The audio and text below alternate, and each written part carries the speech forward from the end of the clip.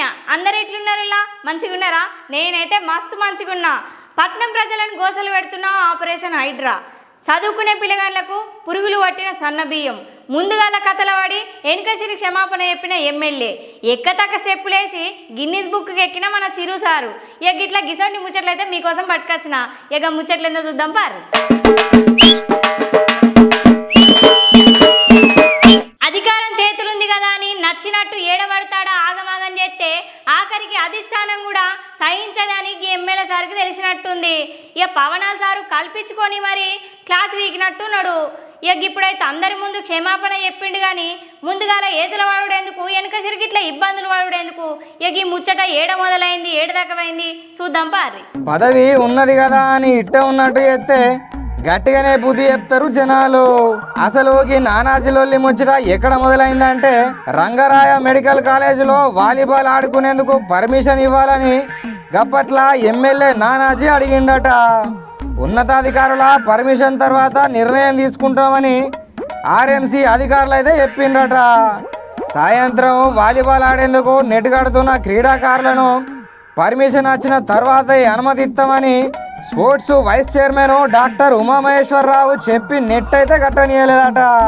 ఇక దీంతో కోపానికి వచ్చిన ఎమ్మెల్యే అనుచరులు నానాజీకి ఫిర్యాదు అయితే చేసిండ్రు. మస్తు కోపంతో Kakinada rural Janasena party MLA పంతం నానాజీ ఆయన అనుచరులు ఆర్ఎంసీ గ్రౌండ్కి వచ్చి ఉమామహేశ్వరరావు పైన దురుసుగా ప్రవర్తించి ఏంట్రా నా కొడుక అంటూ బూతులతోని Rangaraya medical college sports vice chairman doctor ఉమామహేశ్వరరావుపై దాడి అయితే వేసిండ్రు. ఇక వీడియోలు సోషల్ మీడియాలో మస్తు వైరల్ అయితే అయినాయి. ఈ ముచ్చట తెలిసిన పవనాల సారుగా ఎమ్మెల్యేకు గట్టిగానే క్లాస్ అయితే వీకిండట. మొత్తం మీద మళ్ళా అందరి ముంగటికి వచ్చి గట్ల వేసుడు నాదే తప్పు, జర ఏమనుకోకుండా మన్నించుర్రి, కేసులైతే పెట్టకుండ్రి అని వేడుకున్నాడు.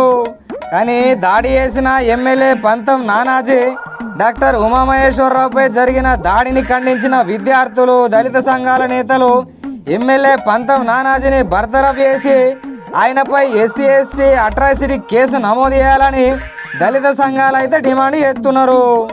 ఇక ఈ కథ ఇంకా ఎంత దూరం పోతుందో చూడాలి మరి.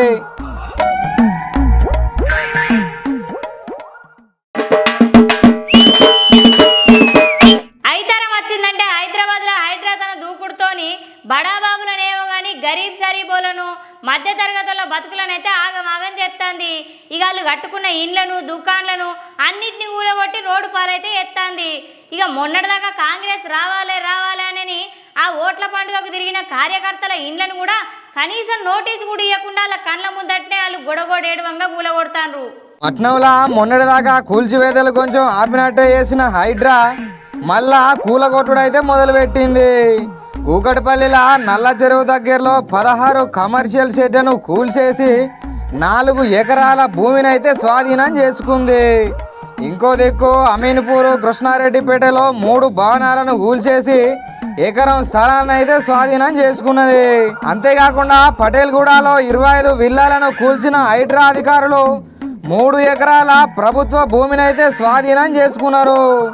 నిన్న ఐతారం నాడు మొత్తం మీద 3 జాగాలల్లో కూల్చివేతలతో 8 ఎకరాల సర్కారు జాగాను స్వాధీనం చేసుకున్నారు హైడ్రా అధికారులు. గిట్లా ఎక్కదక్క పోలీసులను ఎంబడి పెట్టుకొని కూల్చివేతలకు పాల్పడిన హైడ్రా అధికారుల పైన అక్కడ స్థానికంగా వ్యాపారం చేసుకుంటున్న జనాలైతే తీవ్ర స్థాయిలో మండిపడ్డారు. కూకట్పల్లిలోని నల్ల చెరువులో ఆక్రమణను కూల్చివేసే సమయంలో అక్కడి స్థానికులు కన్నీరు మున్నీరైతే అయినరు. కనీసం తమకు 2 నెలల గడువైనా ఇవ్వాలని కన్నీరు పెట్టుకున్న హైడ్రా అధికారులు అయితే కరుణించలేదు. నా భార్య కడుపుతోనుంది, సామాన్లు తీసుకునే టైం కూడా ఇవ్వరా అంటూ ఒక ఆయన ఎంత మొత్తుకున్నా కూడా గింత కూడా పట్టించుకోలేదు.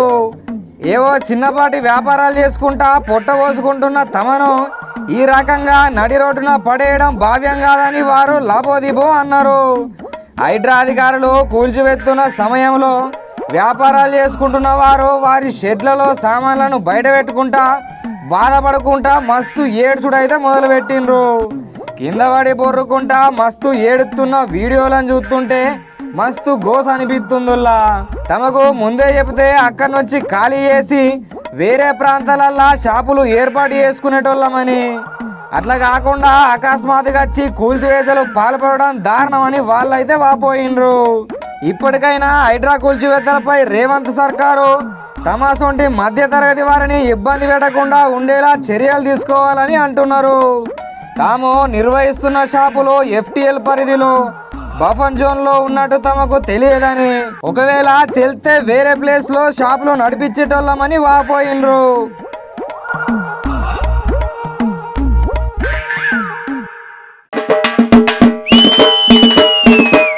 చదువుకునే పిల్లగాళ్ళ కోసం సన్న బియ్యం మంచిగానే చెప్తారు కానీ గా బియ్యం బొత్తిగానే తినేటట్టే లేవుల్లా.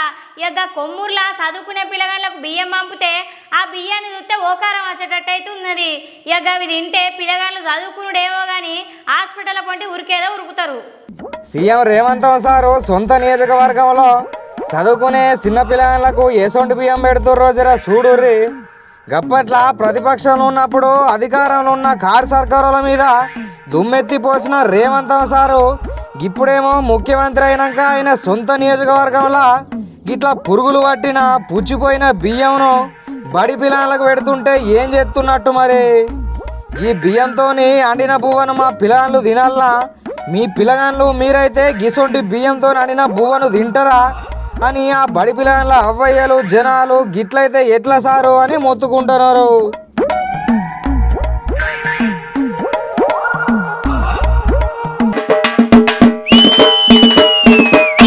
భగవద్గీతలుగా చెప్పినట్టు ఫలితాన్ని ఆశించకుండా మన పని మనం చేసుకుంటే టైం వచ్చినప్పుడు ఫలితం దానికదే మనల్ని ఎత్తుక్కుంటూ వస్తుంది అన్నమాట నిజంగా నిజమేనుల్లా. ఎన్ని అవమానాలు ఎదుర్కొన్నా, ఎన్ని ఇబ్బందులు పడ్డా, ఎన్నైనా కానీ మన చిరంజీవి సారు అనకకుండా జనకకుండా ఇన్ని రోజులు కష్టపడ్డాడు. ఈ ఆయన కష్టానికి తగ్గ ఫలితం గిన్నేళ్లకు దక్కింది. ఎగదేందో చూద్దాం పారి. చిరంజీవి సారు తన సినీ జీవితం ఆరంభంలో ఎన్నో సవాళ్లను ఎదుర్కొని తనదైన నటన డ్యాన్సులతో స్టార్ హీరోగానైతే ఎదిగిండు. పునాదిరాలు చిత్రంతో ఇండస్ట్రీలో అడుగుపెట్టి ప్రతి అవకాశాన్ని కూడా ఇడిచిపెట్టకుండా సద్వినియోగం చేసుకొని అంచెలుగా అయితే ఎదిగిండు. ఇప్పటికీ ఆయన సినీ కెరీర్లో 9 ఫిలింఫేర్ అవార్డులు, 3 నంది అవార్డులతో పాటు ఎన్నో ప్రతిష్టాత్మక పురస్కారాలు అయితే అందుకున్నాడు. 2006లో పద్మభూషణ్, 2024లో పద్మవిభూషణ్తో సర్కారోళ్ళు చిరు సార్ను సత్కరించిండ్రు. అయితే మెగాస్టార్ చిరంజీవి సారు ఖాతాలో మరో అరుదైన గౌరవం అయితే చేరింది. ఆయనే గిన్నీస్ బుక్ ఆఫ్ వరల్డ్ రికార్డులో చేరిండు. హైదరాబాద్లో నిర్వహించిన ప్రత్యేక కార్యక్రమంలో చిరంజీవి సార్కు గిన్నీస్ సర్టిఫికేట్ అందజేసిండ్రు. ఇక ఈ వేడుకలో Bollywood star hero Aamir Khan Guinness అవార్డును చిరంజీవి సార్కి అయితే అందజేసిండు. మెగాస్టార్ చిరంజీవి సారు 156 సినిమాలల్లా 537 పాటలకు 24,000 స్టెప్పులతో అలరించినందుకు ఈ గిన్నీస్ రికార్డ్ అయితే అందుకున్నాడు. గిన్నీస్ బుక్ ప్రతినిధులు బాలీవుడ్ నటుడు అమీర్ ఖాన్ చిరంజీవి సార్కు ఈ అరుదైన అవార్డును అయితే ప్రదానం చేసిండ్రు. ఇక ఈ కార్యక్రమంలో ప్రముఖ దర్శకులు రాఘవేంద్రరావు, బి గోపాలు, కోదండరామిరెడ్డి, గుణశేఖరు, బాబీతో పాటు నిర్మాతలు అల్లు అరవింద్, అశ్వనీ దత్, శ్యామ్ ప్రసాద్ రెడ్డి, సురేష్ బాబు, జమినీ కిరణ్, మైత్రి రవిశంకర్, తమ్మారెడ్డి భరద్వాజ, KS రామారావు తదితరులు పాల్గొని చిరంజీవి సార్ను అయితే అభినందించిండ్రు.